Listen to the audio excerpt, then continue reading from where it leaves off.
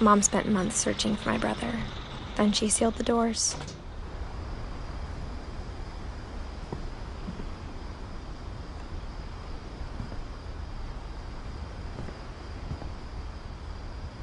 Whatever Milton had found in the house, Mom didn't want it getting out.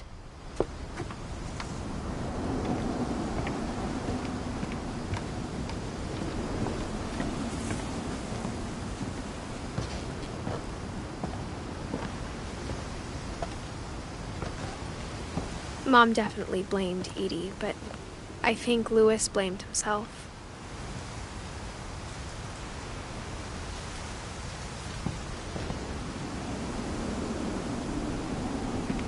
After he graduated, he just spent more and more time in his room, until Mom got him a job at the cannery.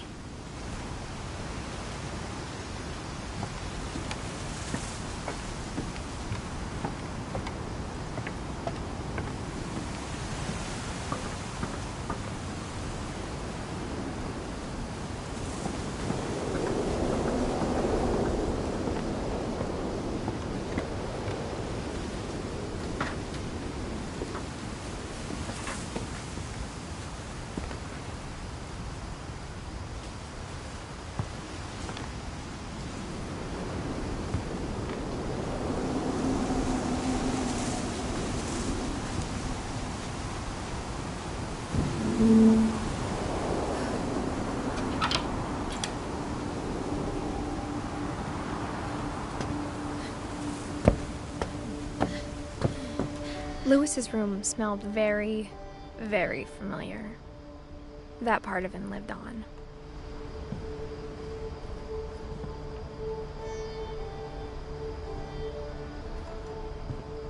He was so proud of being Indian.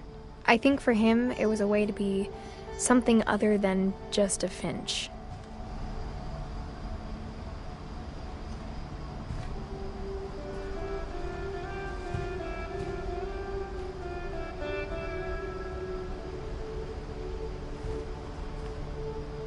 Louis and I spent a lot of time playing games together, but he was surprisingly bad at them. He died a lot.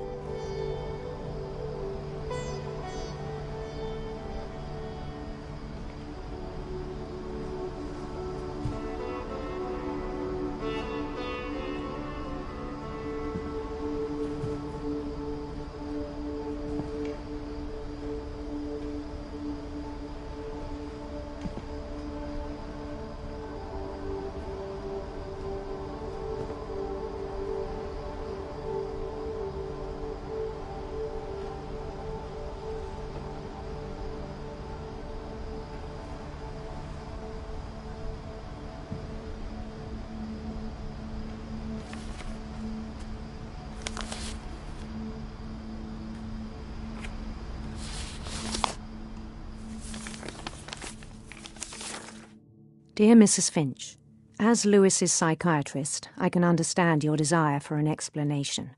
As I see it, the trouble began in January, shortly after we convinced your son to seek treatment for substance abuse. Newly sober, I believe Louis first noticed the monotony of his daily life.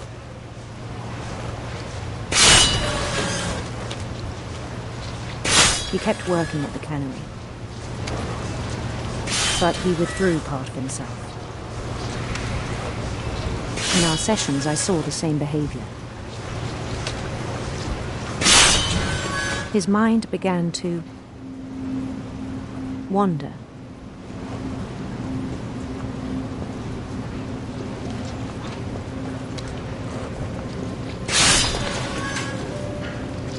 I asked him to describe it. He said he started small, imagining a labyrinth. He'd feel his way about. Then something moved. Bats. And toads. And things that have not names. He knew it was all in his head. But he took it very seriously. I had hoped he'd find himself.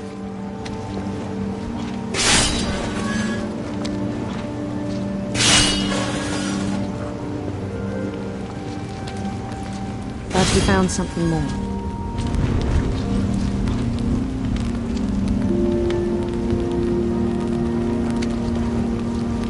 I worried about him then, daydreaming at the cannery. I spoke with his boss, but he said Lewis had become a model employee. Methodical, tireless, focused. Like a whole new Lewis. So I let him go on.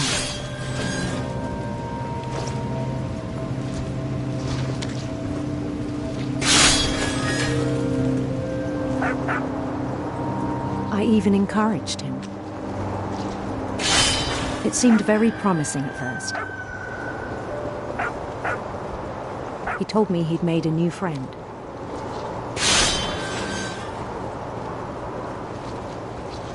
On the edge of a city he named Lewis Topia. He built the city up slowly, brick by brick. Then he made musicians.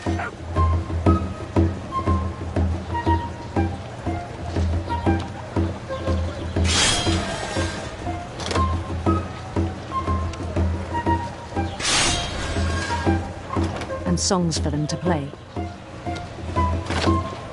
He talked about starting a band. And he was always humming something. Every day his imagination grew stronger.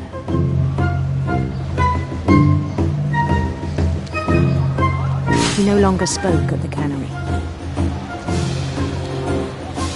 But his chopping was as reliable as ever. Then one day it struck him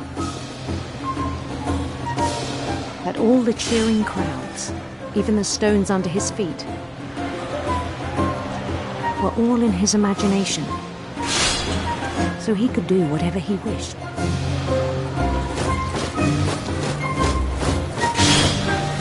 He held an election for mayor, and he won. They begged him to stay, but his mind was already wandering. It became a game for him.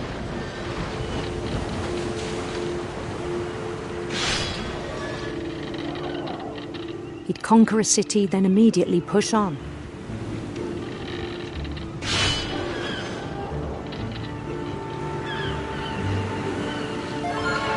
New Louisville.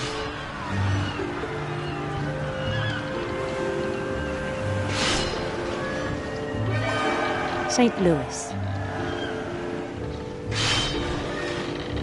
He started drifting away from our reality.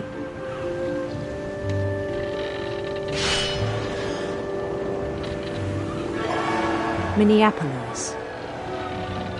Until one day he forgot to go home from the cannery.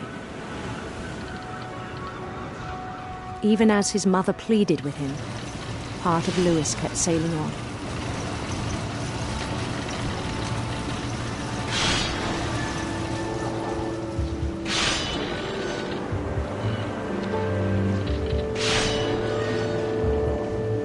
In Lewisburg, he heard rumors of a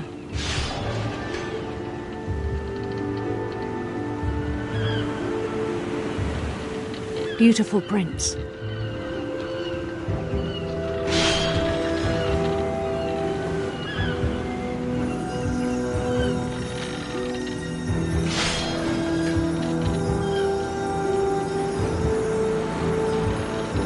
The prince was on his own quest for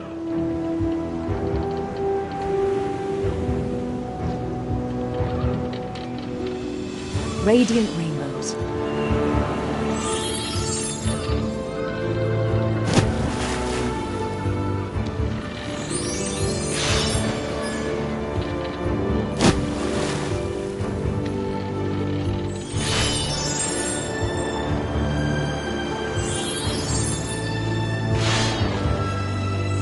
He followed the sound of his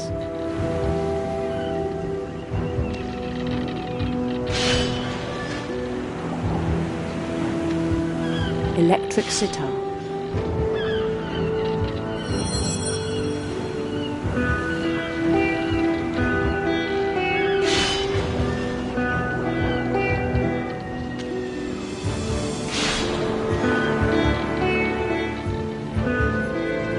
His chase led him to a golden palace east of the sun and west of the moon.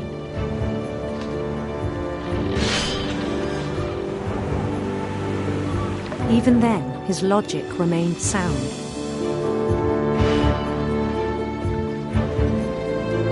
He knew the world was all in his imagination.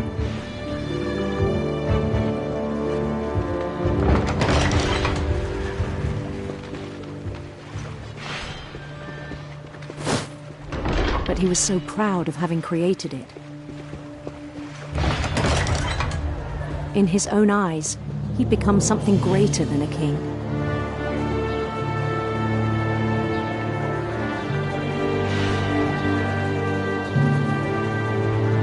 For someone who'd never known success in the real world, I think it was overwhelming.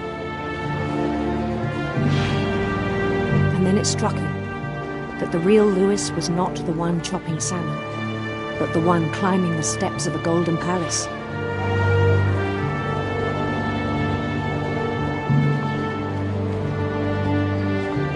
My imagination is as real as my body, he told me.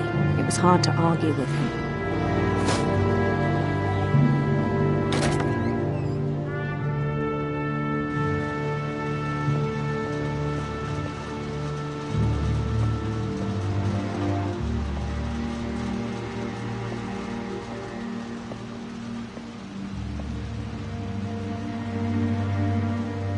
He began to forget the world we know.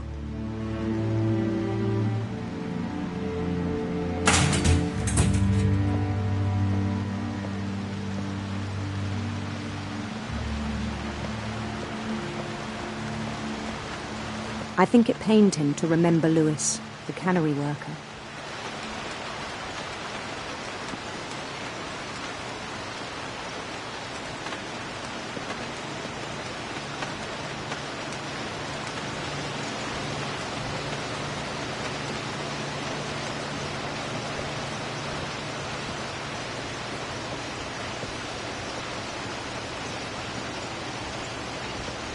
He began to despise the man with a royal contempt.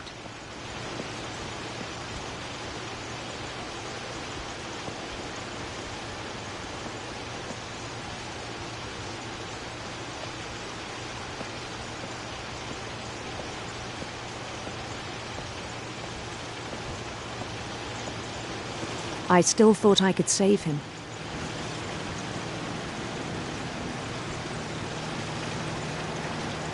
Even after he said he was being crowned king over all the lands of wonder.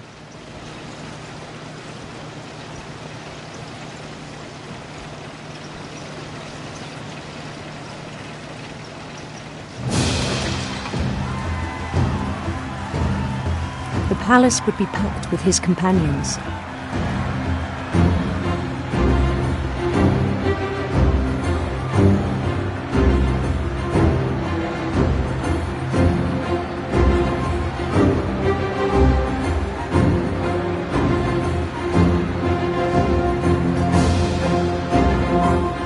Including the wise Calico who'd insisted on inviting him.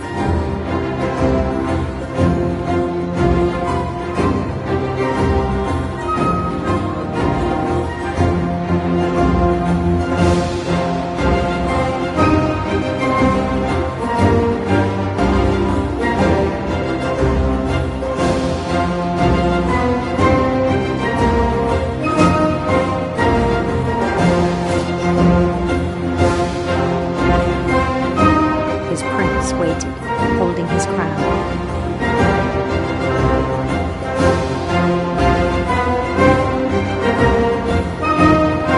There was only one thing left to do.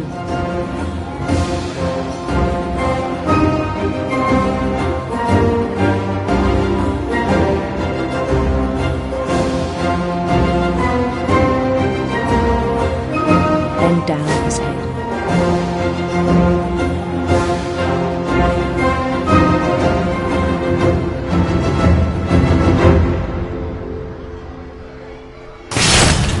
The rest I think you know. Mrs. Finch, your son was a kind man who will be missed by all of us who knew him.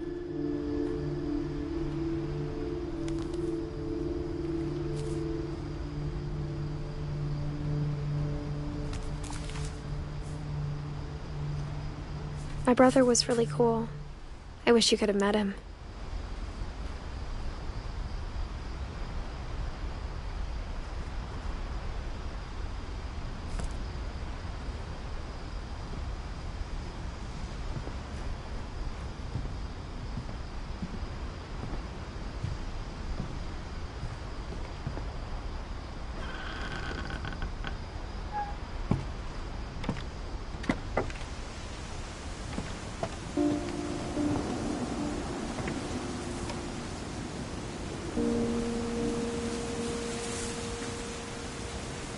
On the way back from Lewis's funeral, my mom told me to start packing. She waited until the day before we left to tell Edie.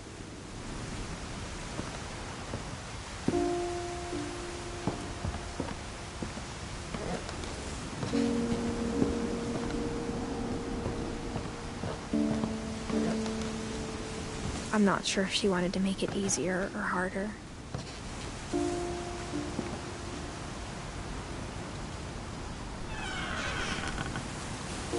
I wish we'd stayed.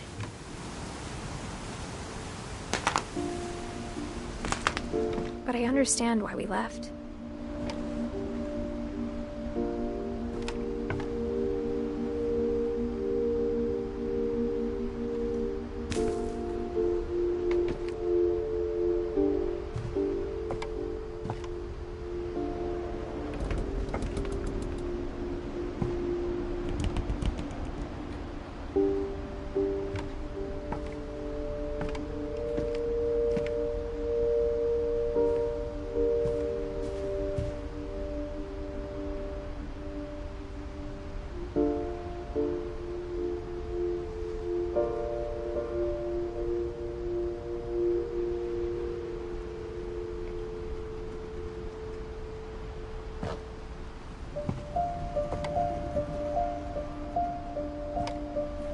My mom ended up leaving everything behind.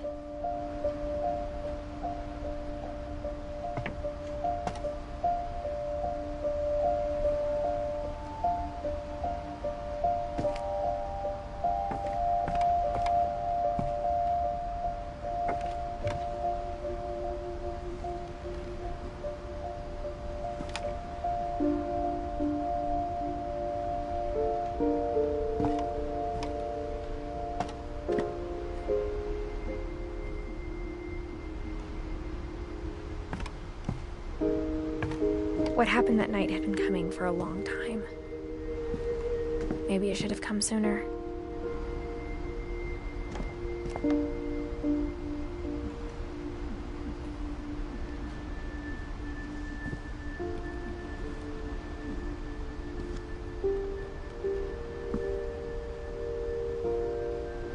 But it had to end one way or another. All that's left now is to tell you about that last night.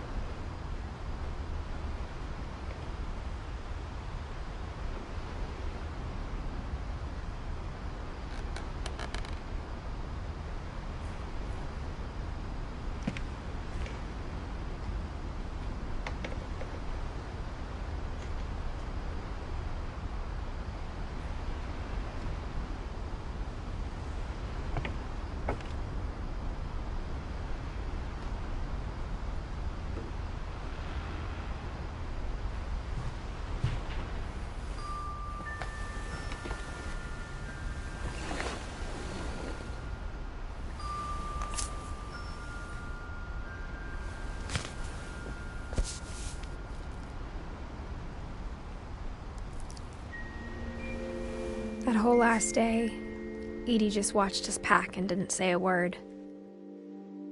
Until supper, when she raised her glass and said, "To our final night together, and all our final nights apart." Grandma, you know what I said about alcohol.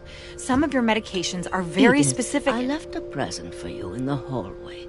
Why don't you go open it? The grown-ups have to argue now. I'm sorry, you're right.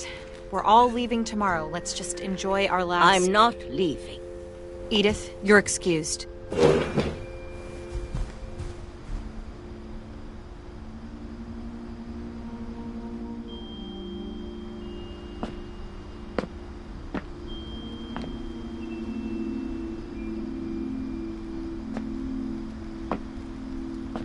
The power had been shut off that morning, but Edie always had plenty of candles.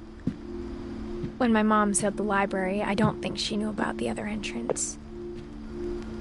Or that Edie had a key to it.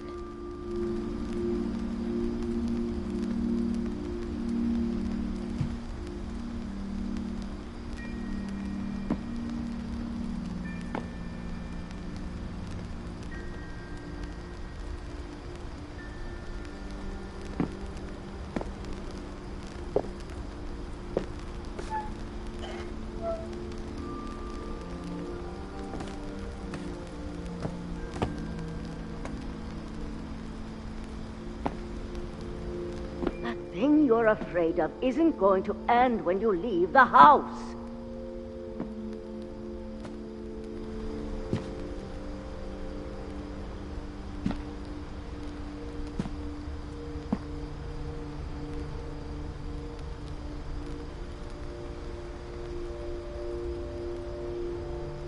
Edith has a right to know these stories. My children are dead because of your stories!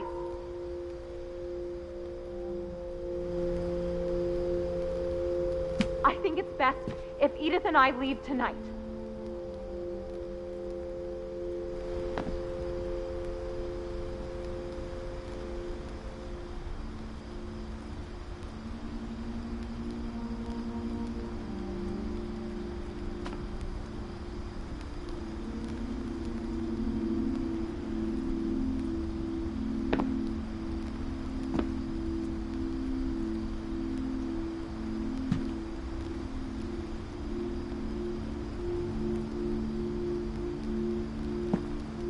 We'll have the nursing home send a van for you in the morning.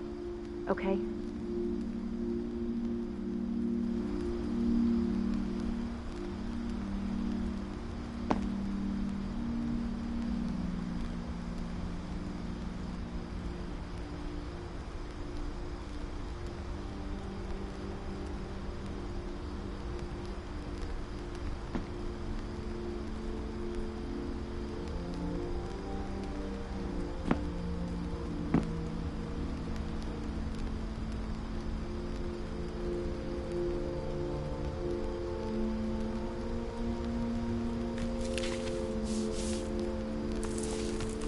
Dear Edith, there's so many stories I wish I could tell you, but there's only time for one.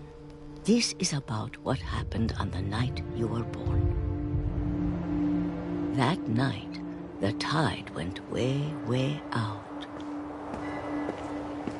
It was the first and last time I ever saw the old house aground. There'd been an earthquake out in the middle of the ocean. They called it the lowest tide in 1,000 years.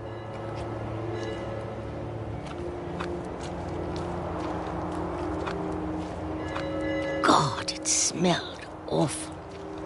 You know, I've seen that house every day of my life.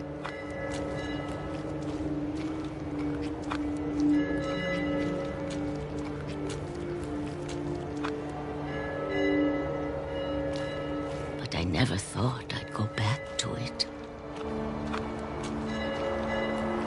When the fog rolled in, I lost my way.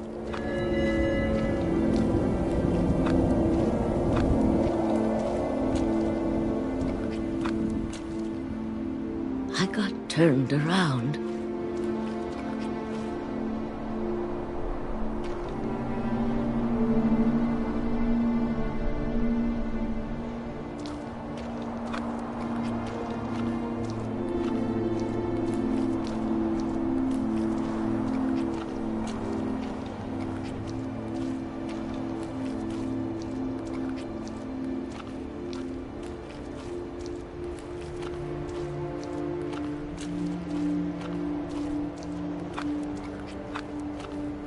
For a while, I wondered.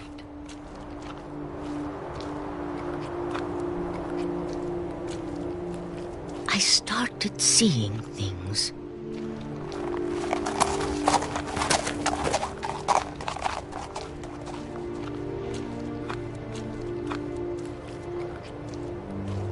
Things I'd forgotten had ever existed.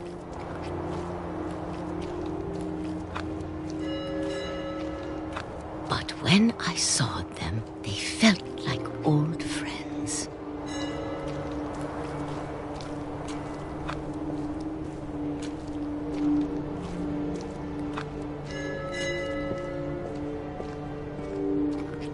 That night, a lot of things came back to me.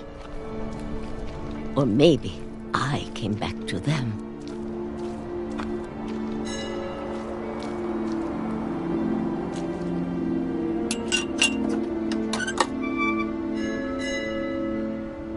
Things I can't explain, but that I need you to try and... Edith, what are you doing in here? It's mine. Edith! Mom, you're gonna rip it! Let go!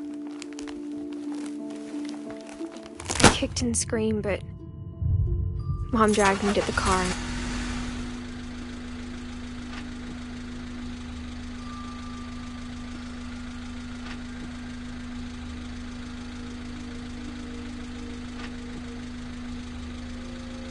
I never saw Great-Grandma Edie again. The next morning, the van came to pick her up, but she was already gone. After that, we moved around a lot.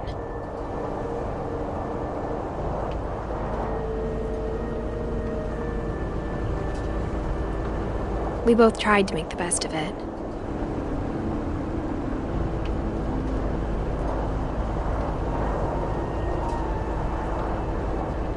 A few years went by.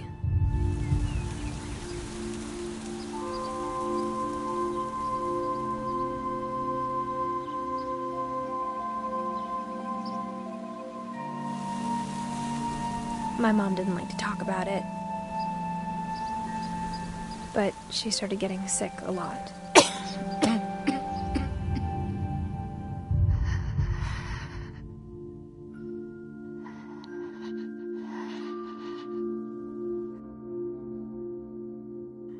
She got better for a while,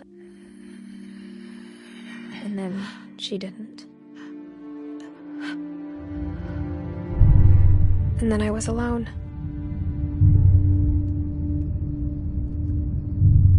The last Finch left alive.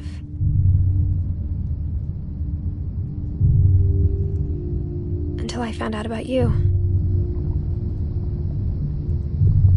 I'm still not sure what to tell you about all this. If we lived forever, maybe we'd have time to understand things. But as it is, I think the best we can do is try to open our eyes and appreciate how strange and brief all of this is.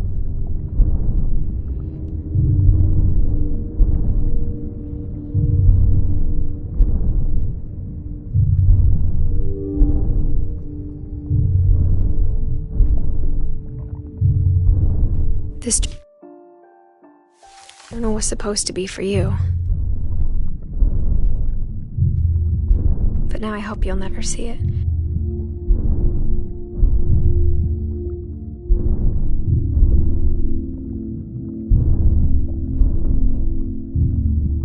I just want to meet you.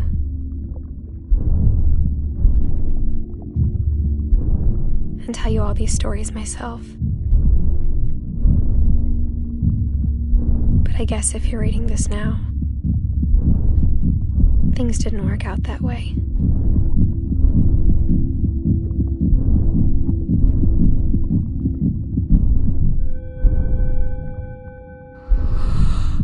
This is where your story begins. I'm sorry I won't be there to see it. It's a lot to ask, but I don't want you to be sad that I'm gone. I want you to be amazed that any of us ever had a chance to be here at all. Good luck.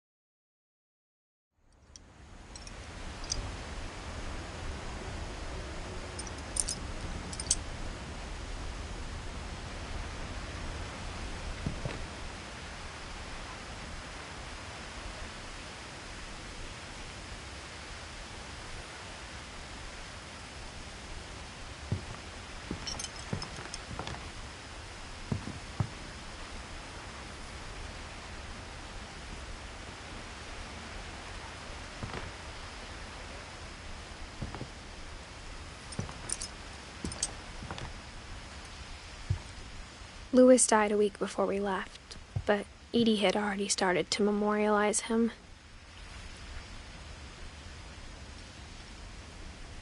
Edie knit me a new pair of gloves every year, just in time to replace the old ones.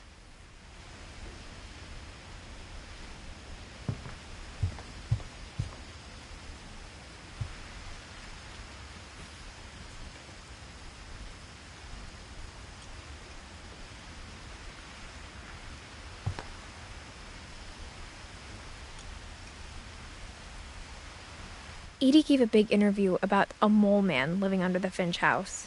My mom was furious.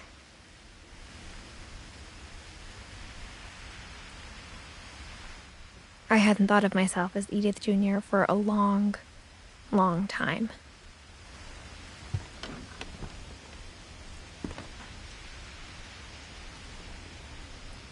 One summer, they evacuated the island, but Edie refused to go. For a few weeks, she was a celebrity.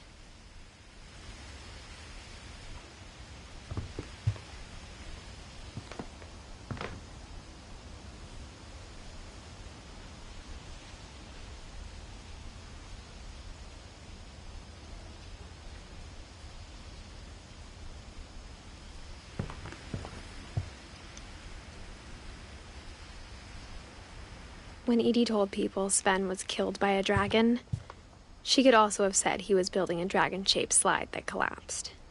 She could have, but she didn't.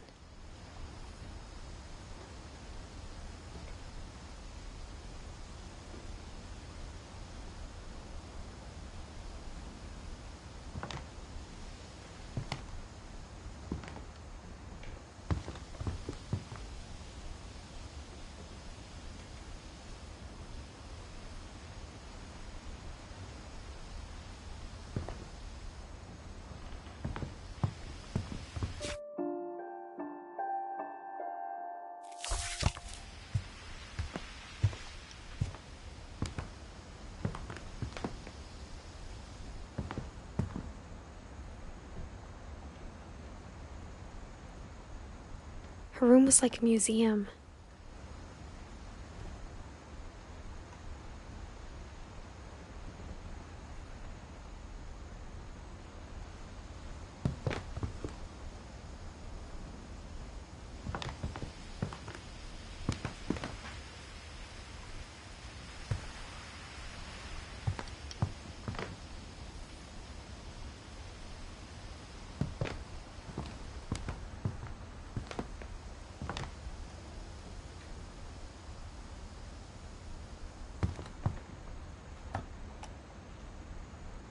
For 500 years, the Finches have been famous throughout Norway for their fortune and misfortune. Odin Finch buries the latest victims of the family curse, his wife Ingeborg and their newborn son, Johan.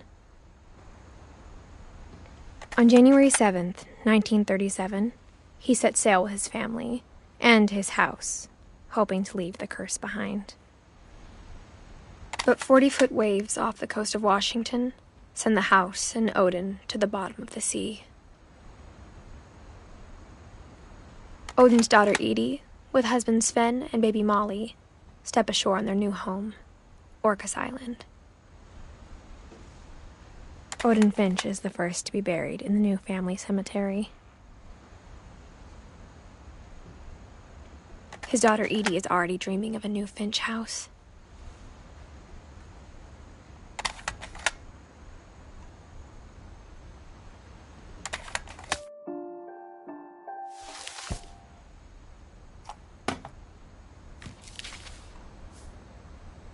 Whatever's wrong with this family, it goes back a long ways.